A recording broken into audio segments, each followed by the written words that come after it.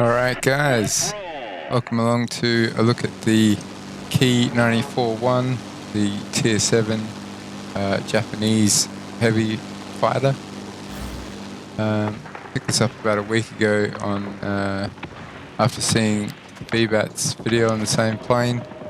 Haven't got many of the Japanese planes yet, so I've been sort of setting out to change that, and especially during the last weekend when it was the Japanese turn for the March of Nations. I have really enjoyed picking up the Ki-94. You can see a video on that soon, and the A7M, also a really powerful plane. But yeah, I thought I'd start out with this one. So, getting a couple of bombs out on the AA sites there, and then trying to tangle with this J4M. Fortunately, he's got his engine knocked out, so he wasn't able to outturn me. It took me a little while to get to grips with the performance properties of this plane. In my own typical fashion, I tend to jump into things without looking too closely at the stats at first, just to get a feel for how it flies. It turns out this thing has terrible maneuvering statistics, turn rate and roll rate, leaving a lot to be desired. It does have fantastic, or at least very good, climb and decent engine.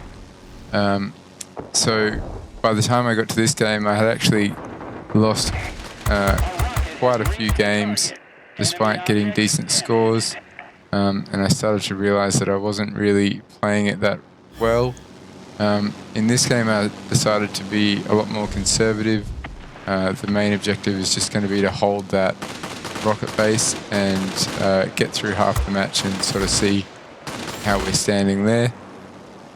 I am venturing right out into the middle here, into no man's land, just because the rocket base has only got one multi-role in it at the moment.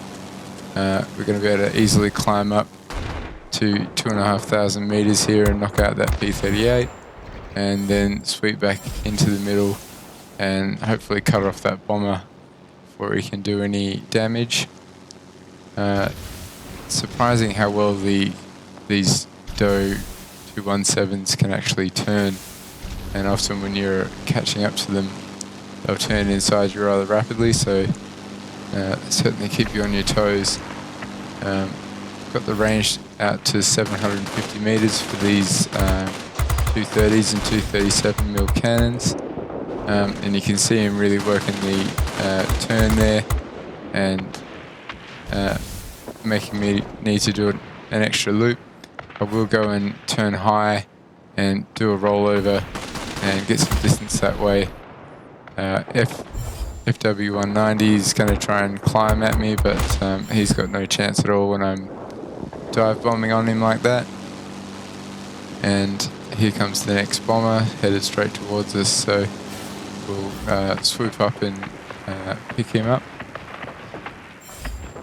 And yeah, these guns, they can be pretty inaccurate, but once you get the hang of the lead for them, they can be absolutely devastating. So they're really great at wiping out those bombers. Another Ki-94, about 1,000 meters out there. Shouldn't be too much trouble. Things that he's got some damage already. Getting a fire started there, and locking in the kill there. So yeah, just hovering in the zone. I don't want to go too aggressive at this stage. We are up just by one sector at the moment, and that's not going to last now, but it's back to even. There is a flight of Tier 6 fighters on the other team, tending to stay in my corner for the first half of this match. We've got another bomber in sight, and I am going to push out now and try and intercept that bomber. Seems to be the focus that I developed when flying this plane, going for bombers and heavies, and generally staying high. I think I initially started to try and turn with it too much, and got myself into a fair bit of trouble fairly often. So we can see the other bomber is moving into the rocket zone. We've lost our other airbase, so I'm going to make sure we're going to hang on to this rocket zone and at least keep some offensive points happening through the rocket zone. Swooping back and partying up that bomber. And now it's another Ki-94. Fortunately, he's not aiming at me. He's going for one of the defense aircraft, which gives me time to bank over and align the guns. And not too much trouble, though he has managed to dive out of the crosshairs there, able to fix that up pretty quickly. Now we've got the FW coming in, which sort of made me turn back towards him to try and mitigate some of the damage there. And we're able to stick on this F4U and get that sorted. We've got another bomber and another multi-role and a couple of ground pounders down there as well. So plenty of work to do here. The bomber is going to be the primary target. However, he's just getting away. I do have some range modules fitted, so that gives me the full 750 meter range on these guns, which is excellent. Just able to come back and give him some more damage, but I really made a bit of a meal of that pass. I should have looped out wider before swooping in for the kill here. Engine knockout, I think that was from the turret of the other bomber there. We have managed to hang on to the zone by virtue of defending it and knocking out the bombers there.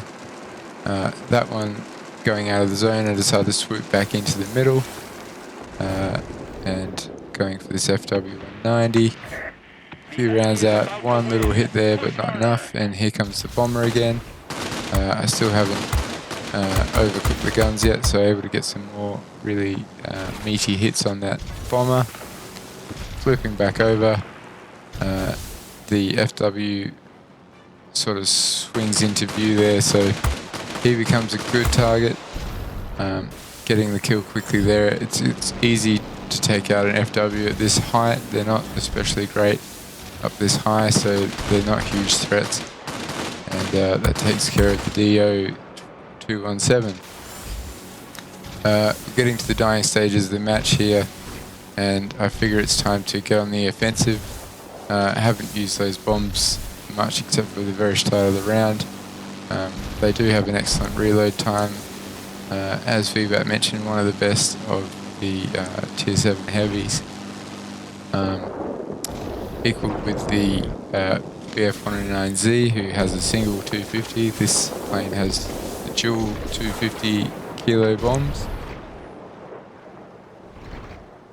And that zone sorted before I could do anything about it. Now we're just looking for the last three players on the enemy team here, and that's the flight of Hurthammer and Ace 6869. So we're going to try and see if we can catch up with those guys. Things are looking good now that we've got all three bases under our control, and we've got the advantage heading into the home stretch. Here is Hurthammer in his Spitfire DB, the German Spitfire Tier 6, and it looks like he's climbing for our bomber, which is great news for me because he's just going to hang up there nice and steady and make himself an easy target. And here comes his wingman, who's going to climb at me in his XP-55, which is always a very ambitious prospect for an XP-55. They're not great up high, and having the 4 nose-mounted machine guns means they're not going to punch too hard either. So yeah, we managed to finish up that round pretty nicely. So a quick look at the loot screen here. There's plenty of it this time. Flying fighter badge here of the sky, Kozadub, Maguire, and a hunt for vulture medal as well for picking on all those bombers. We did manage to acquire 620 capture points, which is pretty handy during the heavyweight fights competition that's on at the moment. So just a quick look at how I've got this plane set up. I have only just reached specialization with this one, so I'm still looking to upgrade the sights and obviously the gas operation action. So the one thing I'm still not 100% sure on is the engine, whether I might swap that out for the lightweight engine to improve some of the maneuverability stakes. Obviously, this plane is better flown up high and with the boom and zoom mentality. You don't want to get into any turn fights, which is certainly what I was kind of trying to do at first. Just kind of expecting that all Japanese planes could turn. Well, not this one so much. I am thinking about maybe getting the Raptor strike. It's further down the line. I think capitalizing on the diving would be pretty good for this one. I did actually have battle tested on it by mistake to begin with. In fact, it was set to battle tested during the flight of this battle. I've since swapped that out to aerobatics expert, which has certainly helped. And yeah, it's a beauty. I do enjoy the overall makeup of this plane with the twin prop inline configuration and the two 37s mounted there at the end of the booms. It certainly is quite the sight to behold, and I also enjoy these couple of fin-like or gill-like exhausts that come out of the engines there. Looks really looks the business. So yeah, thanks for watching, guys, and keep on flying high.